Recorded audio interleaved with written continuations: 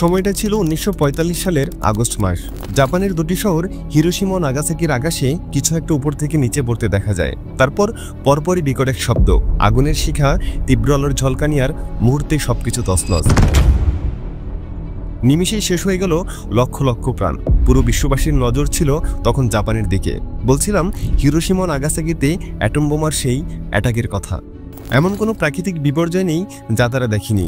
ঘূর্ণিঝড়, সুনামি, জলোচ্ছ্বাস, সাইক্লোন, শত্রুদের আক্রমণ থেকে শুরু করে অ্যাটম বোমা, আরও কত কি।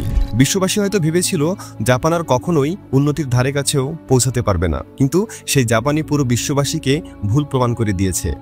বর্তমান যুগে পৃথিবীর উন্নত দেশগুলোর মধ্যে জাপানের নামটা বলতে গেলে one of the most popular. কিন্তু কিভাবে ধ্বংসের পথ থেকে একটা জাতির রূপকথার কারিগর হয়ে দাঁড়িয়েছে? কিভাবে জাপান আজ এতটা উন্নত? এর উত্তরটা হচ্ছে জাপানিজদের মেধা, পরিশ্রম, স্মার্টনেস ও তাদের শিক্ষা পদ্ধতির অভিনব সব কৌশল। আর বেশ কিছুদিন ধরেই তোমরা কমেন্ট করে যাচ্ছিলে যে কিভাবে নিজের এসএসসি ও এসএসসি পরীক্ষায় ভালো করা যায়, কিভাবে পরীক্ষায় ভালো ফলাফল করা যায়, কিভাবে নিজের পড়াশোনায় ফোকাস দেওয়া যায়। আর এই ব্যাপারে তোমার জন্য পারফেক্ট সলিউশন হবে জাপানিজদের স্টাডি টেকনিক। স্টুডেন্ট ও তাদের পড়াশোনা নিয়ে আজ পর্যন্ত নগর বায়োস্কোপ যতগুলো ভিডিও বানিয়েছে সেগুলোর মধ্যে আজকের এই ভিডিওটি সবচেয়ে সেরা ভিডিও হতে যাচ্ছে। তো যদি তুমি একজন স্টুডেন্ট হয়ে থাকো তাহলে আজকের এই ভিডিওটি না টেনে শেষ অবধি দেখো। আর যদি ভিডিওটি কোনো শিক্ষার্থীর অভিভাবক দেখে থাকেন তাহলে ভিডিওতে আমরা যে সমস্ত টেকনিকগুলো শেখাতে যাচ্ছি সেগুলো আপনাদের সন্তানদের উপরে অ্যাপ্লাই করবেন, তারপর দেখবেন আসল ম্যাজিক। আজকের ভিডিওর প্রথম টেকনিকটি হলো স্টাডি ব্রেক। তুমি কি জানো জাপান এবং কোরিয়ার স্টুডেন্টরা ক্লাসরুমে সম্পূর্ণ ফ্রিডম পেয়ে থাকে, অর্থাৎ তাদের উপরে জোর করে কোনো কিছু চাপিয়ে দেওয়া হয় না। শিক্ষার্থীদের মানসিক অবস্থা সেখানকার শিক্ষকরা উপলব্ধি করে। আমাদের দেশে যদি কোনো শিক্ষার্থী ক্লাসে ক্লান্তিবোধ করে ঘুমিয়ে পড়ে তাহলে শিক্ষকরা তাকে ঘুম থেকে জাগিয়ে তোলে, ইচ্ছে মতো কথা শোনায়, পানিশমেন্ট দেয়। আর জাপানে ঠিক তার উল্টোটা হয়। সেখানে যদি কোনো শিক্ষার্থী ক্লাসে ঘুমিয়ে পড়ে তাহলে তাদের শিক্ষকরা তাকে ঘুমোতে দেয়, কারণ তখন যদি তাকে জাগিয়েও তোলা হয় এবং পড়াশোনায় লাগিয়েও দেয় তাহলে কোনো লাভ নেই। কারণ তার মনোযোগ কখনোই পড়াশোনার উপরে থাকবে না, তার মনোযোগ আর মাইন্ড চিন্তা করতে থাকবে যে কখন আবার ক্লাস শেষ হবে আর সে ঘুমোতে পারবে। তাই তোমাকেও নিজের ইচ্ছের বিরুদ্ধে জোর করে কোনো কিছুই করতে হবে না। যদি কেউ তোমাকে করতে বলে তাহলে তাকে সুন্দর মতো বুঝিয়ে দেবে যে এটি সময়ের অপচয় ছাড়া আর কিছুই না। সো যখন নিজেকে সব দিক থেকে পারফেক্ট মনে হবে ঠিক তখনই তুমি পড়াশোনা করতে বসো। তখন দেখবে একবারে ফুল ফোকাসের সাথে মনোযোগ দিয়ে তোমার 5 ঘন্টার পড়া কেবলমাত্র 2 ঘন্টায় শেষ করে ফেলেছ। দ্বিতীয় টেকনিকটি হলো প্রতিটি বিষয়ে সমান গুরুত্ব দেওয়া। ধরো সামনে তোমার পরীক্ষা আর তোমার ফিজিক্স পড়তে একটুও ভালো লাগে না, তাই তুমি ফিজিক্স বাদ দিয়ে বা হালকা পাতলা ফিজিক্স পড়ে বাকি সাবজেক্টগুলো খুব ভালোভাবে পড়তে শুরু করলে। কিংবা ধরো তোমার কাছে বাংলা খুবই সহজ লাগে, তাই পরীক্ষার আগে বাংলা বাদ দিয়ে তুমি অন্যান্য কঠিন সাবজেক্টগুলো লাগাতার পড়তে শুরু করলে। এর ফলে যা হবে ঠিক ওই সাবজেক্টটিতে তোমার মার্কস সবচেয়ে কম আসবে।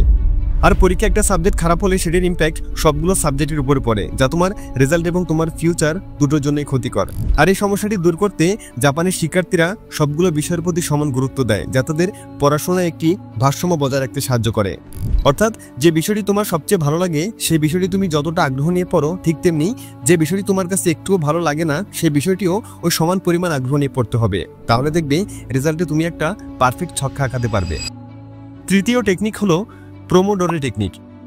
এটি এমন একটি টেকনিক যা হয়তো তুমি আগে কোথাও শুনোনি, কিন্তু এই টেকনিকটি খুবই সিম্পল এবং সোজা।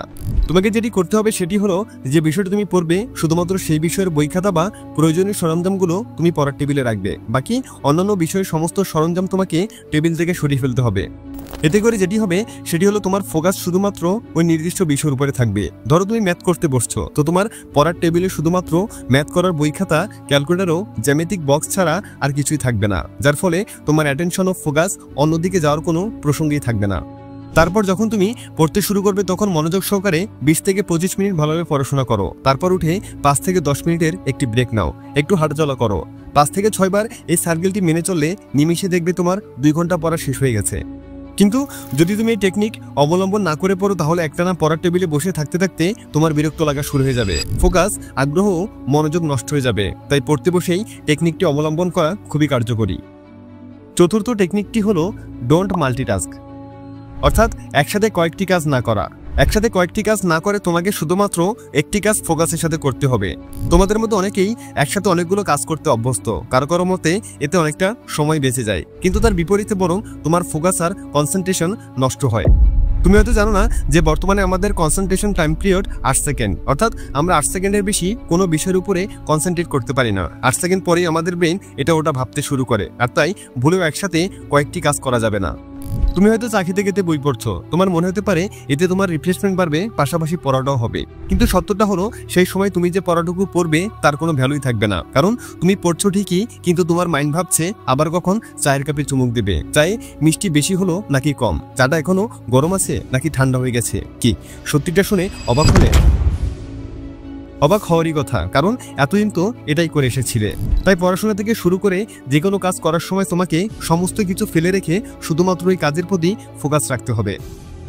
আজকের ভিডিওর 5 নম্বর টেকনিকটি হলো ডোন্ট শিফট ফোকাস, অর্থাৎ তোমার ফোকাসকে চেঞ্জ হতে দিও না। যখন তুমি কোনো কাজ করা শুরু করো তখন সেটি শেষ করার আগেই অন্য একটি কাজের কথা মাথায় ঘুরপাক খেতে শুরু করে, আর তুমি নিজের বর্তমান কাজটি শেষ না করেই সেই কাজের প্রতি মনোযোগ দিতে শুরু করো বা সেটি নিয়ে চিন্তা ভাবনা করতে শুরু করো। তোমার যদি মনে হয়ে থাকে যে তুমি একসাথে দুটি কাজের উপরে ফোকাস দিতে পারবে, তাহলে সেটা তোমার ভুল ধারণা, কারণ মানুষ কখনোই দুটো কাজে একসাথে ফোকাস দিতে পারে না। তাই ভুল করেও কখনো একসাথে দুটো বিষয়ের প্রতি ফোকাস দিতে যেও না। পড়ালেখা থেকে শুরু করে যে কোনো কাজে তোমার ফোকাস শুধুমাত্র একটি বিষয়ের উপরে থাকতে হবে। একটি ম্যাগনিফাইং গ্লাস সূর্যের আলোকে কেন্দ্রীভূত করে আগুন ধরাতে পারে, তেমনি তোমার ফোকাসই তোমার জীবনে আগুন জ্বালাবে। তাই নিজের ফোকাসকে কখনো নষ্ট হতে দিও না। এবার আসা যাক আজকের ভিডিওর সর্বশেষ টেকনিকে, আর সেটা হলো স্মল টাস্ক। মানুষ সচরাচর সারাদিনের ডেইলি লাইফের সবচেয়ে বড় টাস্কে বেশি প্রাধান্য দিয়ে থাকে, আর ছোট ছোট কাজগুলোর তেমন কোনো গুরুত্বই তাদের কাছে থাকে না। কিন্তু জাপানিদের কাছে ব্যাপারটা পুরোপুরি উল্টো। তাদের কাছে দিনের সবচেয়ে বড় কাজটা যতটা ইম্পর্টেন্ট, দিনের সবচেয়ে ছোট সহজ কাজটাও তাদের কাছে ঠিক ততটাই গুরুত্বপূর্ণ। তোমার হয়তো মনে হতে পারে যে তাড়াতাড়ি কলেজে পৌঁছে পরীক্ষা অ্যাটেন্ড করতে হবে, অর্থাৎ পরীক্ষা অ্যাটেন্ড করা তোমার কাছে বড় একটি টাস্ক। কিন্তু জাপানিদের কাছে পরীক্ষা অংশগ্রহণ করার পাশাপাশি নিরাপদভাবে কলেজে পৌঁছানো ততটা ইম্পর্টেন্ট। অর্থাৎ যদি তুমি ঠিকমতো কলেজে পৌঁছাতে না পারো কিংবা কোনো দুর্ঘটনার শিকার হও, তাহলে তো আর পরীক্ষাটাই দেওয়া হবে না, তাই না? তাই বড় বড় কাজগুলো করতে গিয়ে ছোট কাজগুলোর যে অমূল্যায়ন ও অবহেলা তুমি করছো, যে খামখেয়ালিভাবে তুমি চলাফেরা করছো, সেটি তোমার জন্য মারাত্মক বিপদ ডেকে আনতে পারে।